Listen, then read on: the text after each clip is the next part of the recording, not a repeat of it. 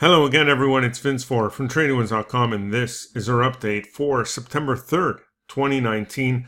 Let's take a quick look at today's markets. We did see markets start off the month of September to the downside. We saw the Dow dropping 285 points. This after some weak manufacturing data early this morning. The S&P 500 was lower by 20 points. Still, though, remains above those recent lows. The NASDAQ was down 88 points, and the Russell 2000 leading the way here, down another 22.5 points. The bond market bounced around but finished the day flat, while the yield on the 10-year note settled at 1.474%.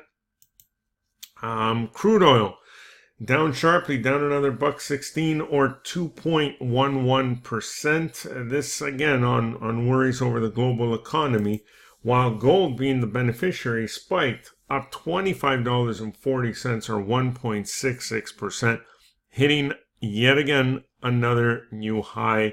The dollar was strong once again, but closing well off its highs of the day. Now, let's take a quick look at shares of Apple. As you know, they are set to release their new iPhone about a week from now. And there's a lot of excitement around that, but we can't really say the same about the shares. If you look at this, it's been in a fairly tight range for the past 3 months or so.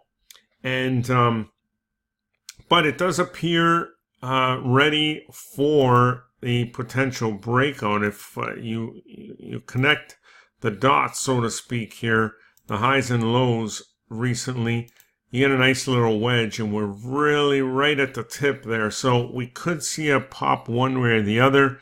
Will it happen before next Monday's launch? Who knows? But this is what you want to look for. If you look at the weekly chart, again, it's been fairly flat recently, but here's that wedge. And, you know, we could also draw a wedge on the weekly, right?